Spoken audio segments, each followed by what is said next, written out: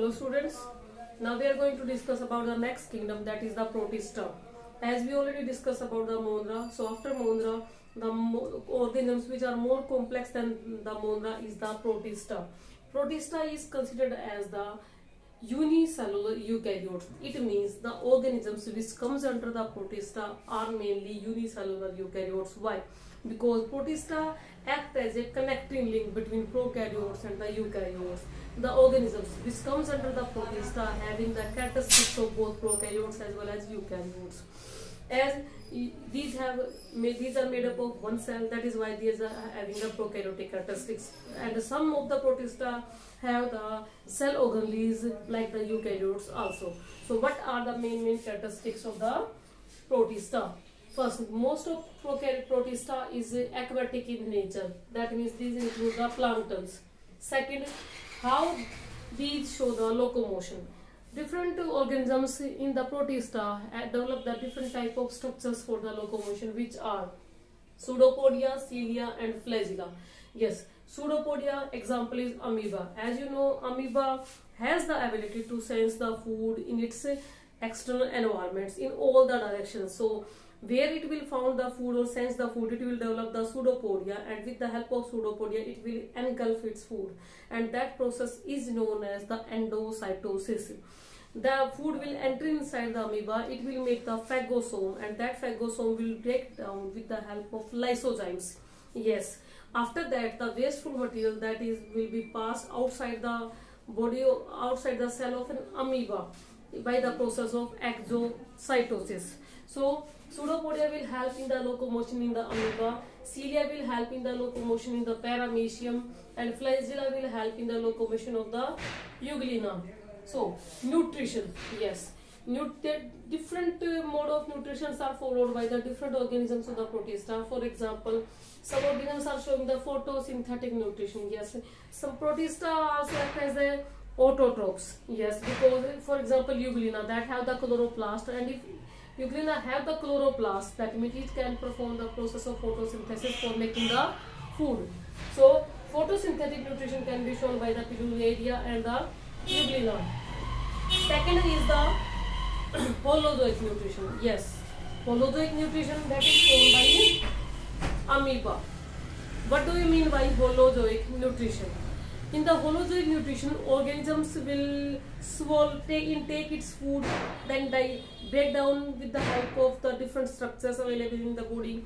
Then digestion will perform by the enzymes, then absorption will take place, and then assimilation and removal of the waste with the help of egestion process. All these steps will occur in the holozoic nutrition. So holozoic nutrition is shown by amoeba. Photosynthetic nutrition is shown by Pleurodia and euglena. Holozoic nutrition is shown by the amoeba. Parasitic nutrition will be shown by the Plasmodium. Plasmodium is a protozoan, or we can say the Protista, which require two hosts. Yes, it requires two hosts to complete its life cycle. One is mosquito, that is female Anopheles mosquito, and second is the human. Yes, what do you mean by parasite? Yes, the organism which will take its food from the living host is known as the parasite. So parasitic nutrition is shown by the Plasmodium. Okay, mixotrophic nutrition is also there, that is shown by the Protista. Example is euglena. Reproduction, yes, both type of reproduction, sexual as well as asexual, is shown by the Protista. In sexual reproduction, as you know, formation of the gametes will be takes place, then fertilization, and after the fertilization they will make the individual organisms. But if we will discuss about the asexual reproduction, yes, in asexual reproduction is shown by the fission and the spore formation. As you know, fission is a process in which an organism is divided and it will form the daughter cells. It will depend upon the number of daughter cells. Its types is also there, like the binary fission. If the organism will divide and it will make the two daughter cells, then it is binary fission. But if the organism will divide and it will make more than two daughter cells, if it will make two daughter cells, then it is binary fission. But if it will make the more than two daughter cells, then it is known as the multiple fission. And in the spore formation, the if the organism pass through the unfavorable condition, in that condition it will make the spores that are resistant to the environment, and that spores will disperse by the air, by the water currents, and where it will get the favorable conditions, they will develop into individual organisms. Okay, now what are the groups that we will study under the Protista? These are the chrysophytes, dinoflagellates, euglenoids, and protozoans. We will discuss one by one. First, chrysophytes. Yes, examples include the diatom, navicula, and pinnularina. So, what are the characteristics of the organisms shown by which comes under the chrysophytes?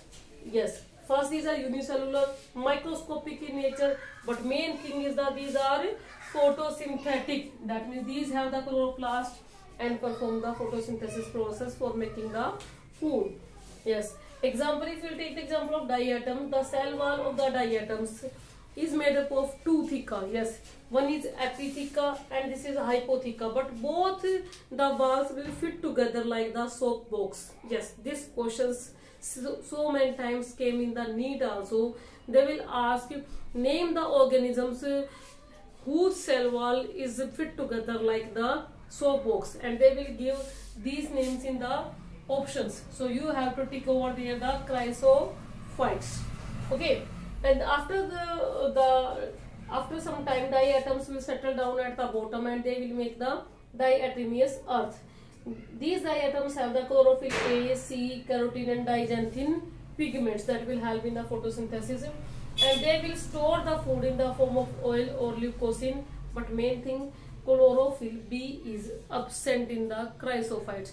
Yes, A and C is there, chlorophyll A and C, but B is absent. So chrysophytes is also considered the chief producers also in the seas and in the oceans. So as you know, these are making their food by themselves, so these are considered under the producers also. Second is the dinoflagellates. As the name indicates, dinoflagellate, that means these bears two flagella. Example is Goniolax. Yes, this Goniolax gives red color to the tides of the sea, and that is the name is given the Red Sea. Why this name is given to the Red Sea? Due to their red tides, and the color of that tides is red only due to the Goniolax, which is a dinoflagellates. Yes, dinoflagellates are mainly marine in nature and photosynthetic. These are biflagellated and these have large nucleus, and that large nucleus is known as the mesokaryon. Dinoflagellates have chlorophyll A, chlorophyll C, alpha carotene and xanthophyll, and these store the food in the form of starch. I have drawn the diagram here, the peridium that comes under the dinoflagellates, whose body is made up of two halves, and these bear two types of flagella. One is arise from the transverse, that is transverse flagella, and one is the lateral flagella. So this is all about the chrysophytes and the dinoflagellates. Now we will discuss about the euglenoids. Okay students, now we are going to discuss the next group of the Protista, that is the euglenoids. Euglenoids are the connecting link between plants and animals. These are the freshwater animals and mainly live in stagnant water. These euglenoids, which the organisms comes under euglenoids, do not have the cell wall. Instead, they are having a thin flexible covering that is known as the pellicle. Pellicle will provide the flexibility to the euglenoids. These show the binary fission by which they can do the reproduction, and in unfavorable conditions they are forming the cyst also. They are removing their waste by the process of osmoregulation and with the help of a contractile vacuum. These can perform the photosynthesis, that is why they are known as the autotrophs, because they have the chloroplast, and with the help of that chloroplast they are making their food. The food is paramylone, yes, beta-1,3 glucan. Nutrition of the euglenoids is divided into three categories. Yes, holozoic nutrition, mixotropic nutrition, and the saprobic nutrition. Holozoic nutrition shown by the Parenchyma, mixotropic nutrition shown by the Euglena, and saprobic nutrition shown by the Rhabdomonas.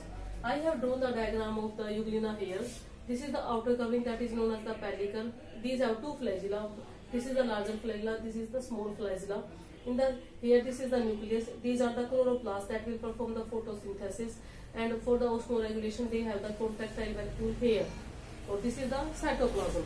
Now next is the slime mold. Slime mold is also share the characteristics of both the plants as well as animals, and these are considered as the protistian fungi. Why? Because these are saprotrophic in nature. They are making their food from dead decaying matter. Nutrition, they are mainly saprotrophic, but these are available in different colors like the white, grey, yellow and orange. What are the examples that comes under the slime molds? Is the Craigeria, Stenotis, Araira, and slime molds we can say further divided into two categories on the basis of the conditions. Yes, if favorable conditions are there for the slime molds, the cells of the slime molds will gather together, aggregate together at a point and make a colony like structure that is known as the plasmodium. But in the unfavorable conditions, this plasmodium will split and it will form the, I have written here also, plasmodium will differentiate and it will form the spores, and these spores will spread by the air current. So in the favorable conditions, they are aggregate together to make a special colony like structure that is known as the plasmodium. But in unfavorable conditions, these can divide, or we can say differentiate to form the spores, and these spores will liberate with the help of air current and spread, and whenever they will go to the favorable conditions, they will germinate over there. So these are known as the euglenoids. Euglenoids and the slime molds. Euglenoids are mainly autotrophic in nature, while the slime molds are the saprotrophic in nature. Okay students, now we are going to discuss about the next group, that is the protozoans.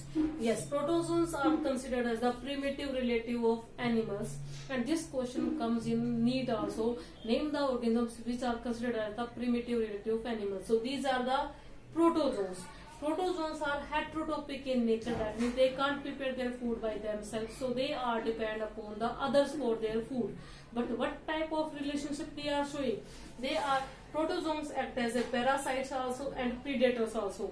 If we are saying these are act as a parasites, so these are showing the relationship of parasites and host.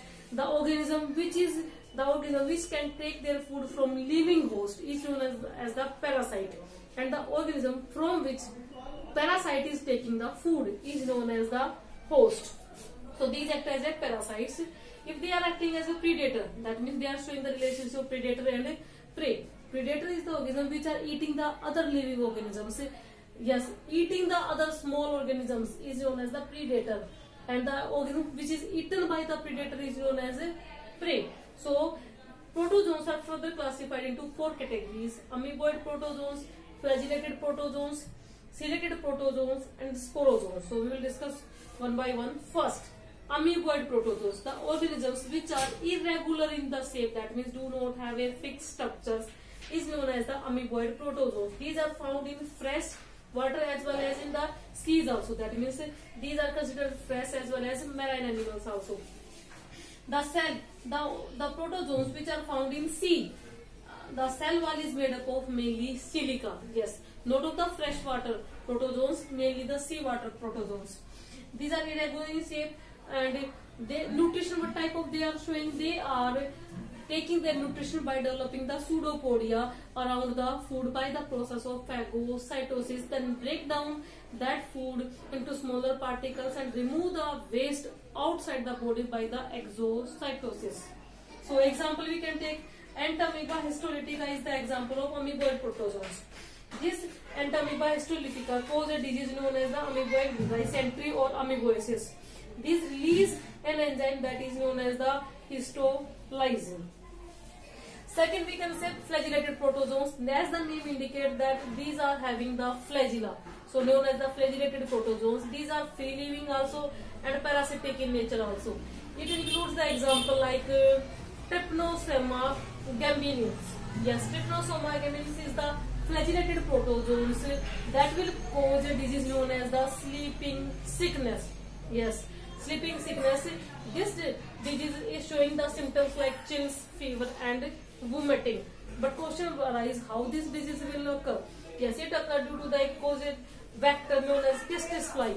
In the NEET, the question is come, what is the scientific name of the organism that is causing the sleeping sickness? So scientific name of the testis fly is the Glossina pulpalis. So testis fly is a vector that will transfer the trypanosoma into the humans. It will cause the sleeping sickness. What it will do? This trypanosoma will attack on the CNS and even cause the death in severe cases also. Next is the ciliated protozoans. Yes, which having the cilia all over the body is known as the ciliated protozoans. Nucleus is showing the dimorphism. That means nucleus is found in the two forms, and this question came in the NEET also. This one specially. Yes. What does it mean? That means this is having two type of nucleus: large nucleus and small nucleus. Small nucleus will help in the sexual reproduction, while as large nucleus will help in the vegetative reproduction and the growth activity. If we can say these have a special cavity known as the gullet also, and it will include the example paramecium. Fourth is the sporozoans. Yes, the protozoans which have a spore-like stage in their life cycle is known as the sporozoans. Example is the plasmodium that will cause the malaria, because plasmodium will transfer by the female Anopheles mosquito in the form of sporozoites. Yes, so these comes under the sporozoans. So this is your protozoans. Thank you, beta.